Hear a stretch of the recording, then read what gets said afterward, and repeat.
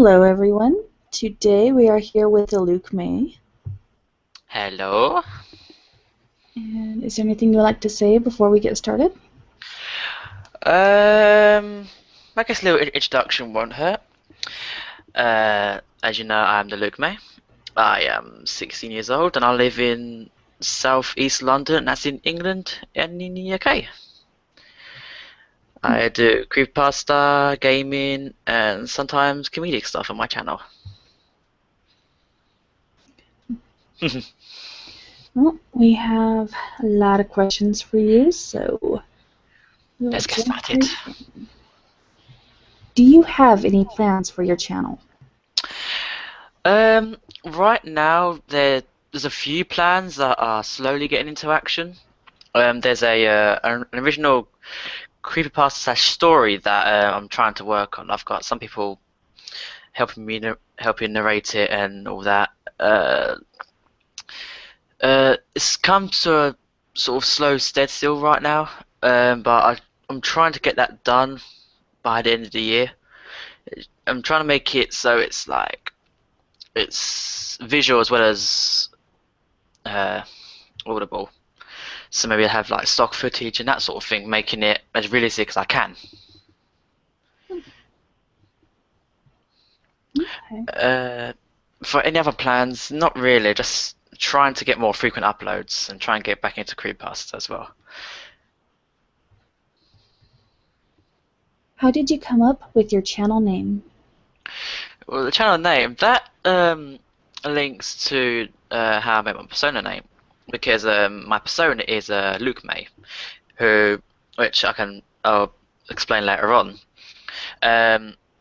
So the name is originally was just going to name the channel LukeMay, but when I went to register it, it's already been taken. So I thought, now how can I get past this?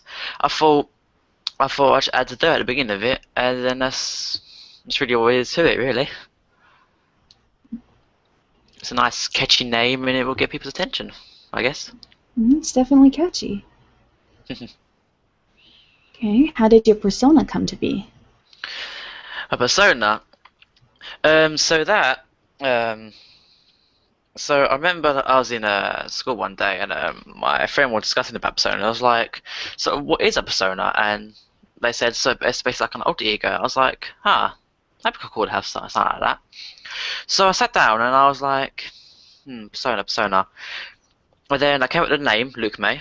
That was the first thing that came to mind. I liked it straight away. It was like, it's, I don't know, it's like a friendly, sort of open-hearted name. Like, if you meet someone called Luke May, you'd think they're quite a cool guy. Well, in my opinion, anyway. So I stuck with that.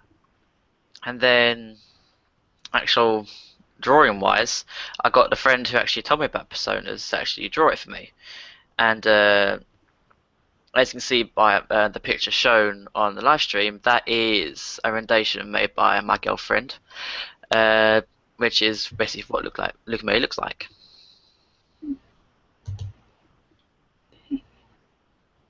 How has narrating changed you? Well, narrating, because I don't really read that much, surprisingly. So doing creepypasta makes me read a lot more, which is good for anyone. But also, I've realised that it's helped me improve on my speech, because a little fact about me is that I have a thing called a specific speech and language disorder, which means sometimes I might stutter or I can't get my words out. Sometimes, like if I try to say something, I'll just freeze and it won't come out. It's stuff like that which could affect narrating a lot, but it has improved since I've started narrating. How has narrating changed your life? Changed my life. Now, narrating it has a lot. Um, because I remember when I first got into creepypasta. I'm not sure if that's a later question about how's creepypasta changed my life. Is that a later question? Yep. How has narrating changed your life? Oh, it's just that. Okay. Well, it sort of links to how creepypasta changed my life too, because I was always into it. Um, and I remember I remember the first creepypasta I read was Squidward suicide on some site, and that night I couldn't sleep. But yeah, moving on. So it has changed a lot because I've met a lot more people. I'll go fully in more detail now. It's so I remember I started doing actual narration after I met Dimension Bucket, which thanks to Miyuji I actually met because he had a live stream going on and he mentioned it on his Facebook, and it's been hosted by Dimension Bucket. So I thought, okay, I'll go along to it. And after watching the live stream, like the interview slash live stream, I thought actually I might ask him for an interview. So uh, DB agreed, and we set a date, and also we sort of got to know each other during that time as well. And then we started doing different collabs and all that. I started doing more creepypasta. Like he sort of introduced me into narrating, and then I've met loads of people in the way. I've met the bestest friends over the internet, and I still am, which is a great adventure. So yeah, creepypasta and narrating has changed my life a lot. Yeah. Why did you start narrating? I think it was something different, and it's something that I actually enjoyed. Um, like I didn't realize that I actually enjoyed reading and like narrating stuff. And because I am into creepy shit now, which is kind of weird because I'm a quite golden-hearted boy. But yeah, yeah. Sorry, I've lost my train of thought. um, no, but yeah, it like I had a knack for it, and I thought I'd sort of might just follow it. Like I enjoy doing it. I enjoy reading creepy stuff as well. So I thought might as well narrate it, and yeah, I really enjoy it. So that's why I've stuck with it. What creepypasta do you want to narrate, but are having trouble doing so? That would come back to my original story that I mentioned earlier on. It took me a good few weeks to try and record all my lines. One, because it was a long story, which I was surprised I wrote that much, but also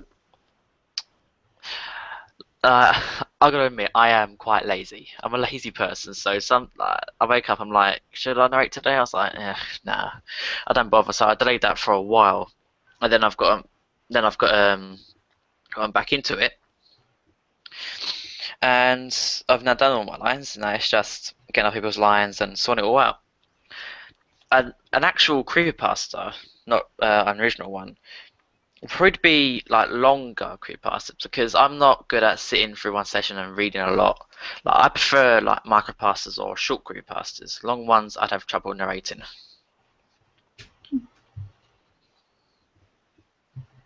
What creepypasta has made an impact on your life? Um, I guess it goes back to Squidward Suicide because that's when I first learnt about creepypastas.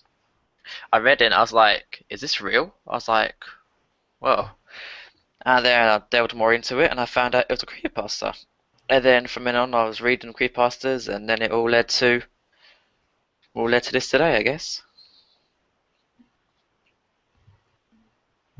What creepypasta will you not narrate?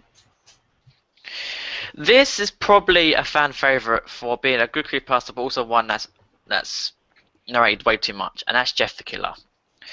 There's been so many renditions of it that I'm not going to narrate it because there's no point of keep narrating the same story over and over again. It's just a different voice, that's all it is. So no, I'm not going to narrate Jeff the Killer because it's overrated and it's just the same story, just a different voice. No point me doing it. What is a fun fact about yourself? A fun fact about me. Well, I am a nice, weird, but also creepy boy. Which is weird. When you get to first know me, I'm a bit shy, but then he started seeing my weird side, and then he started seeing my creepy side. But also, not maybe more people know, but I'm actually a practicing magician. Like right now, I'm shuffling a pack of cards because I'm a weirdo. I'm a collector of playing cards. I did warn you, I'm a weirdo. Mm. That But works. yeah, fun facts with LukeMay. Hmm. Okay, you do gaming on your channel, so I have a few gaming questions for you. Okay. Why did you start gaming? Well, the earliest memory I have of gaming is either playing Mortal Kombat 4 on the N64 or playing the first Spider-Man game on the PlayStation 1. Those are the early memories I have of gaming, and well, I guess from a young age I've always liked gaming, and then throughout my life I've kept doing it, and then I've just kept playing, and I thought I see always have people doing channels and doing gaming. So my original channel, I did just did gaming, which didn't get too far. Shut it down. Made my new LukeMay account, and then I've done mostly gaming for that. And it's just I feel like I've got a little uniqueness to me. I'm not like other like gaming YouTubers. I think I've got a little special zest to me. So I think, and because I'm a wuss as well when it comes to horror games, so people get to hear me scream a lot. So yeah, who wouldn't want that? But yeah, that's the reason why. What game has made an impact on your life? Um, I guess I have two for two different reasons. The first one would be the Bioshock series, especially the first one. It's one of the best games that I've ever played. Its uniqueness just it's running over the edge of the cup. It's just brilliant. I absolutely love it. And the second game is the Condemned series, especially the first one, Condemned Criminal Origins, where that's where I've had my biggest jump scare so far, considering it made my legs flow in the air, which is quite funny. But I just remembered another game. I can't believe I forgot this one. It's actually led me to what career I want to pursue in life.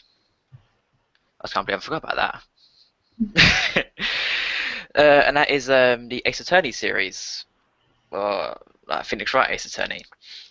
I remember one of my friends, Northshade, he told me about the game, and so I started playing it, and it was really interesting because you just play as a lawyer trying to defend your client, and it was quite interesting. Because originally I wanted to still go into law as a career, but it was to be a police officer, not a lawyer. But over time, that sort of died off when I was playing the Ace Attorney game because the jobs here in the UK are getting cut, so I probably wouldn't have got the job. And also, being being a lawyer would be safer because there's less chance of me getting shot or getting hurt. But I don't know if they hate me that much, they might still do. But oh well.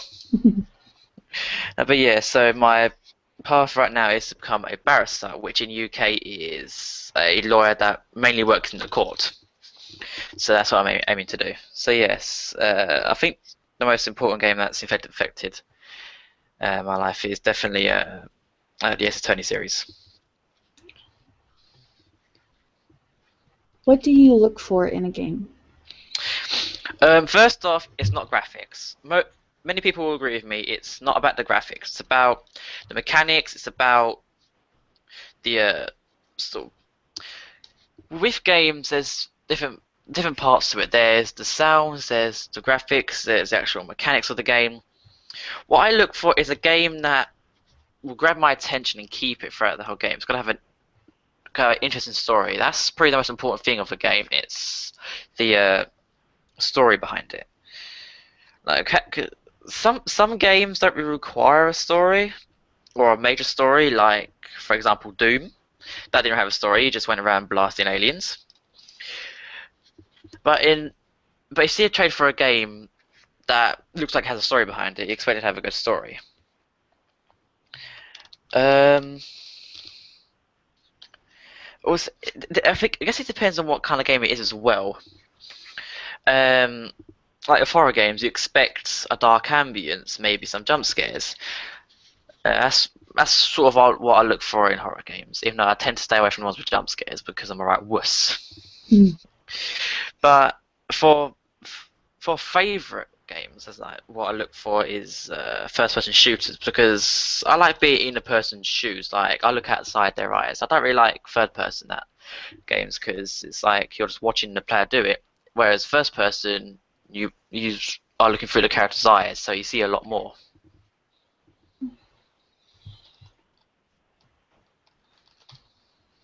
Can you name one game you think is underrated? Underrated game. Um, oh god, I think about this one. I don't think I do have an underrated game. Um,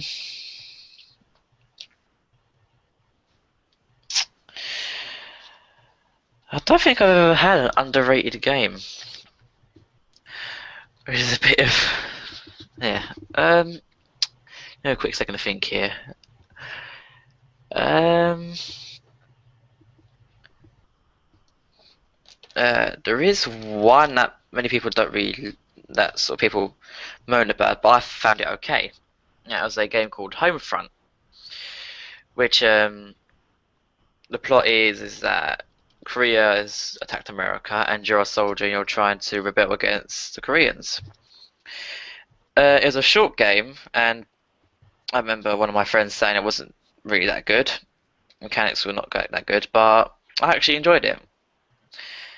But people do say things about it. You also do comedy on your channel, so I have a few comedy questions for you. Okay. What type of comedy do you perform? Well, on my channel, it's in a form of maybe like little skits or little shorts. Maybe I picked out a funny moment from my gaming videos, or maybe like recently I used the program Gary's Mod to animate sound clips that I have on my laptop. The other type of comedy that I do is not on my channel, but more just it's not your typical stage comedy. It's more just living your own life sort of comedy, like living my own life, talking to calls, just cracking out jokes, like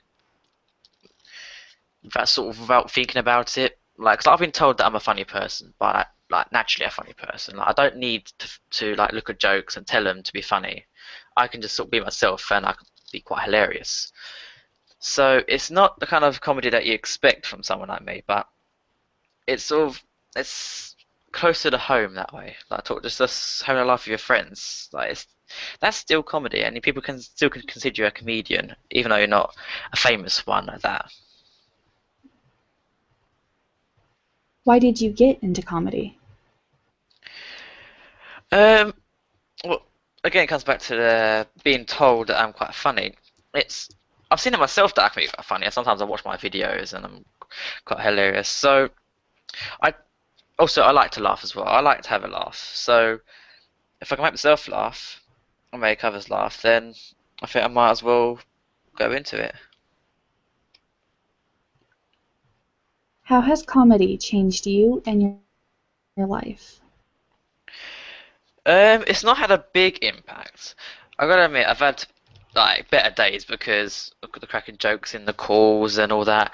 It it's make just thinking back is making me laugh. 'Cause it's just having comedy in the group. It like you laugh a lot, and that's what I love doing. I love laughing, and it just brings smiles to everyone in the calls. It creates a very happy and just calm and just a comfortable place to be.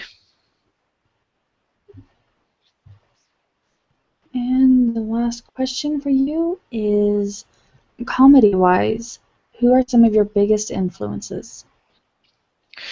Um, One of my favourite comedians is a comedian called Lee Evans. Whenever he's on, I'll watch him. He's What I like about him is that he doesn't just tell the jokes. He has gestures and facial expressions to go with them. It's not just a simple fact standing and going telling a joke and it's like, oh yeah, reaction. Actually, do have like being out there, being broad, doing actions. It makes it all the funnier. Like I, I'm one of those people who just laugh at like silly little things or like facial expressions or silly movements. So he's just perfect. But yeah, I tend to be broad and all that like him. So I guess I've had some influence from him. Is there anything you would like to say before we wrap this up? I guess check out my channel. I have an array of things. I have gaming, creepypasta, a bit of comedy, and some little extras that go on there from time to time. And if you want to talk to me personally, send me a message on YouTube, and I'll give you my Skype, and we can talk more then. And if you guys want me to do any games or any challenges or any sort of anything you really want, just inbox me on YouTube or whatever, and I'll do them. And apart from that, that's all I've got to say. Details for the TheLukeMay will be down in the description below, so make sure you go check him out. And thank you for listening, everyone. Bye! Bye!